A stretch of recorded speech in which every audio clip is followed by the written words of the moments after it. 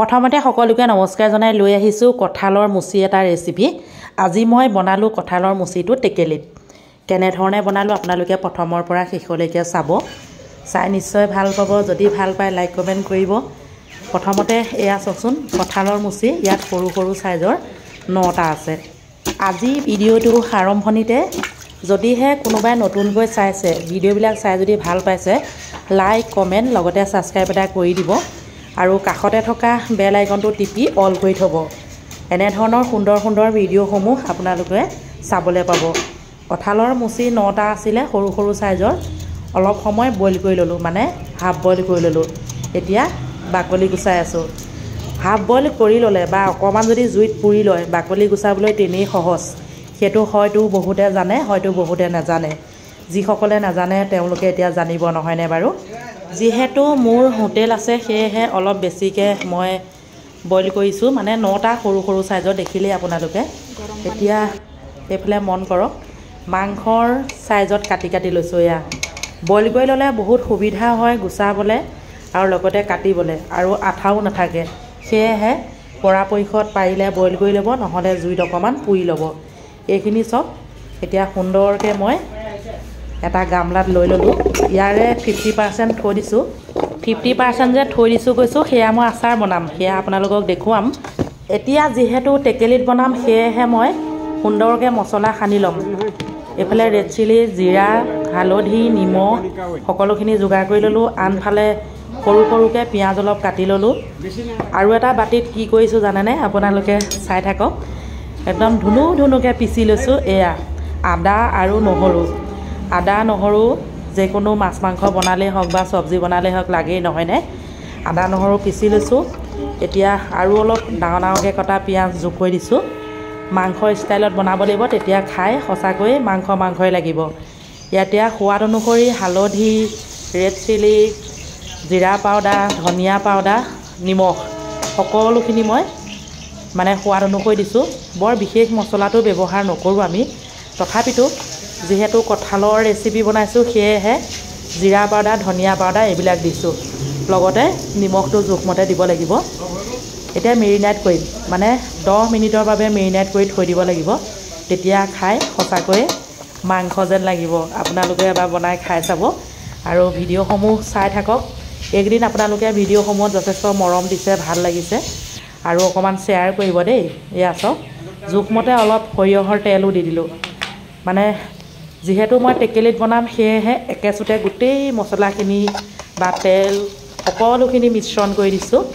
এয়া খুব ধুনীয়াকৈ এতিয়া মানে মিশ্ৰণটো কৰিব লাগিব দেই। মিশ্ৰণ হৈ গ'ল, 10 মিনিটো হৈ গ'ল। এতিয়া এটা টেকেলি লৈ ল'লোঁ।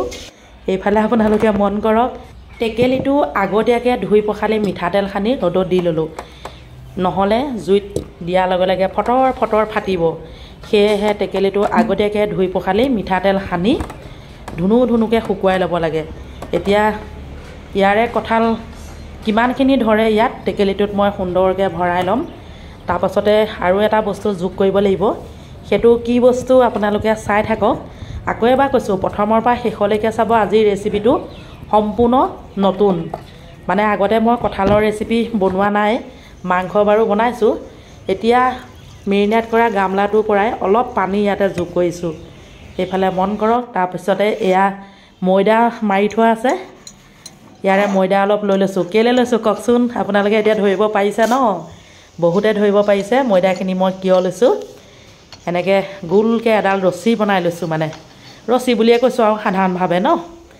আপোনালোকে নিশ্চয় বুজি পাইছে। এতিয়া টেকেলিটো ধুনীয়াকৈ মুখখন বন্ধ কৰিম। এইয়া চাওক মই কেনেকৈ বন্ধ কৰিছোঁ দেখিছে? আপোনালোকক ধুনুকৈ দেখুৱাই দিছোঁ, তেতিয়াহে আপোনালোকেও মোৰ ৰেচিপিটো চাই বনাবও পাৰে, নহয়নে বাৰু? যদি কোনোবাই বনাই খাই ভাল পায় জনাব দেই, কোনে কোনে বনাইছে। খুব ধুনীয়াকৈ মানে বন্ধ কৰিব লাগে, তেতিয়া হাৱাটো মানে ওলাই সোমাই নাথাকে, ভাপতে হোৱাদে হ'ব। মানে চাই থাকক মই কিহত মানে বস্তুটো বনাম, সকলোখিনি চাই থাকক। আকৌ এবাৰ কৈছোঁ দেই, যদি কোনোবাই নতুনকৈ চাই আছে লাইক কমেণ্ট এটা কৰিব। এইফালে আমাৰ জুইটো অনবৰত জ্বলিয়ে থাকে। লাহেকৈ বহুৱাই দিলোঁ। ইতিমধ্যে 50% মানে কঁঠালৰ মুচিখিনি ধৰক সিজি আছে। তথাপিতো ইয়াত 1 ঘণ্টা ৰাখিব লাগিব।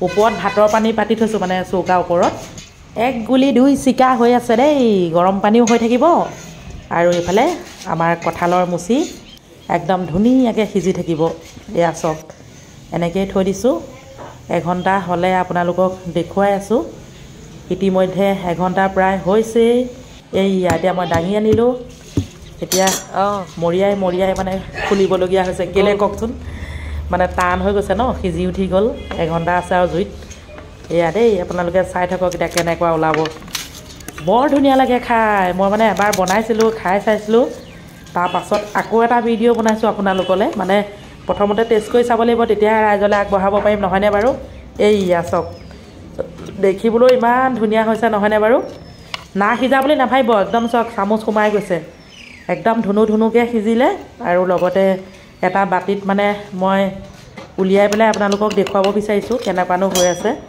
খাই চালোঁ বহুত ভাল লাগিলে সেয়েহে আপোনালোকলৈ শ্বেয়াৰ কৰিছোঁ দেখিবলৈতো হাইলাখ মাংস লিখিয়াই হৈছে নহয়নে বাৰু আপোনালোকে জনাব দেই এই ৰেচিপিটো চাই কেনে পাইছে আৰু লাইক কমেণ্টটো কৰিব একেবাৰে নাপাহৰিব লাইক কমেণ্ট কৰিবলৈ পাৰিলে অকণমান শ্বেয়াৰো কৰি দিব দেই আপোনালোকৰ বন্ধু বৰ্গৰ লগত শ্বেয়াৰ কৰি দিব ইতিমধ্যে মোৰ কঁঠালৰ মুচি ৰেচিপি হৈ গ'ল এটা পাত্ৰত উলিয়াই ধুনীয়াকৈ দেখুৱাইছোঁ আপোনালোকক এয়া দেখিবলৈ কেনেকুৱা লাগিছে জনাব দেই জনাব সকলোকে মোৰ চেনেলৰ তৰফৰ পৰা মৰম যাচিছোঁ সকলোৱে ভালে কুশলে থাকক তাৰে কামনা কৰিছোঁ আজিলৈ আহিছোঁ বাই বাই আকৌ লগ পাম কালিলৈ দেই বাই বাই